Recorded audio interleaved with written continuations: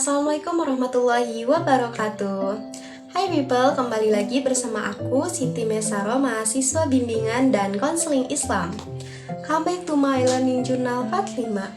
Oke, jadi di video kali ini aku bakal sharing pengetahuan lagi ke kalian tentang film dokumenter dan jenis film dokumenter.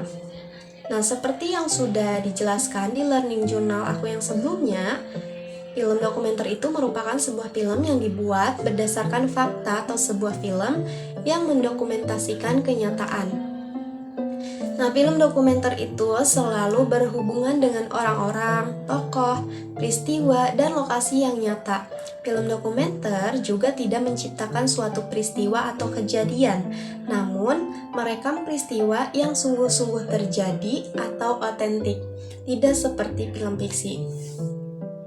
Film dokumenter itu tidak memiliki plot, namun memiliki struktur yang umumnya didasarkan oleh tema atau argumen dari sineasnya.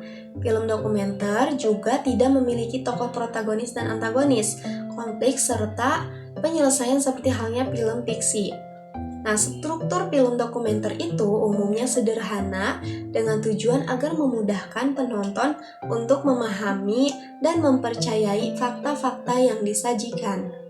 Salah satu contoh film dokumenter adalah film yang berjudul Nanook of the North, yaitu film yang dianggap sebagai salah satu film dokumenter tertua. Nah, film ini dengan sederhana menggambarkan keseharian warga suku Eskimo di Kutub Utara. Film dokumenter dapat digunakan untuk berbagai macam maksud dan tujuan, seperti informasi atau berita, biografi, pengetahuan, pendidikan, sosial, ekonomi, politik atau propaganda, dan lain sebagainya. Selanjutnya ada sejarah film dokumenter. Nah, film dokumenter ini bermula dari foto-foto yang merangkai gerakan seekor kuda oleh Edward Muybridge.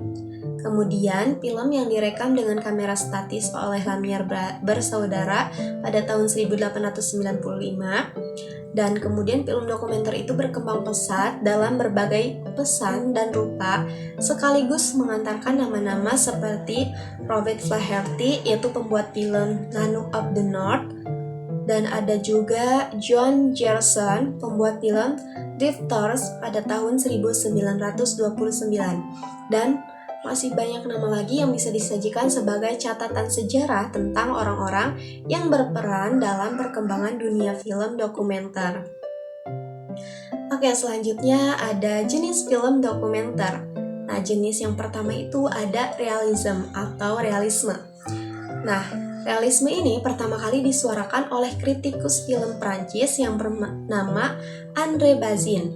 Nah, beliau berpendapat bahwa kekuatan terbesar sinema justru terletak pada kemampuannya menghadirkan kembali realitas sebagaimana aslinya. Sehingga pada praktiknya, Bazin ini sangat memuja teknik pengambilan gambar sinematik yang mengandalkan recording proses atas mise-en-scene sebuah film. Nah, ciri film realisme yaitu film yang tidak mengedepankan editan. Jadi filmnya itu diambil dengan suasana yang real dan pengambilan gambarnya itu secara alami dan tidak direncanakan. Selanjutnya ada jenis film yang kedua yaitu jenis film dokumenter klasikisme. Nah, klasisisme dalam film merujuk pada pendekatan estetika dan naratif yang terinspirasi oleh tradisi budaya klasik, terutama sastra klasik Yunani dan Romawi. Nah, klasikisme ini dalam film mencoba mengadaptasi prinsip-prinsip klasik dalam seni dan sastra ke dalam medium film.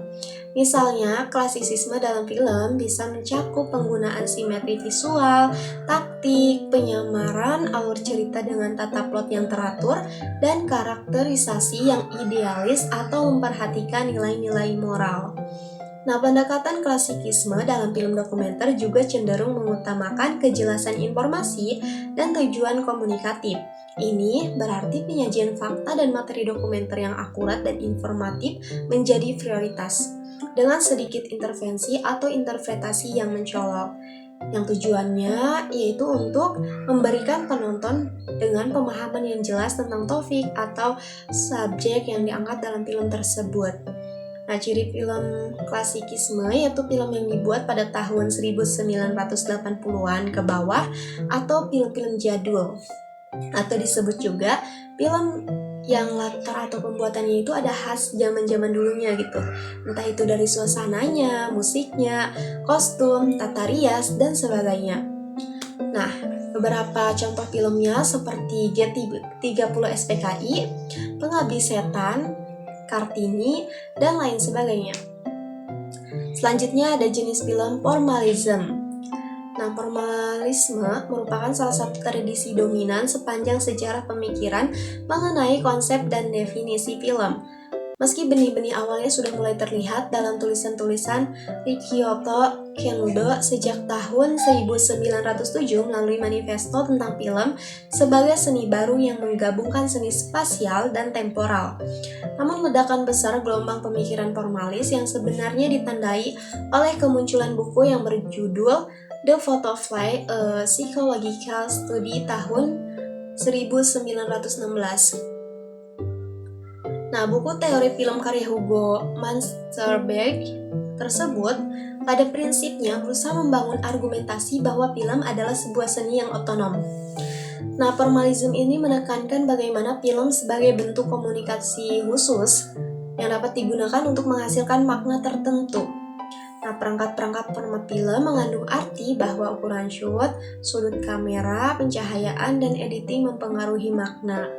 Jadi film formalisme itu ada skripnya, narasinya, dan sebagainya, dan yang sudah direncanakan sesuai dengan proposal yang telah dibuat.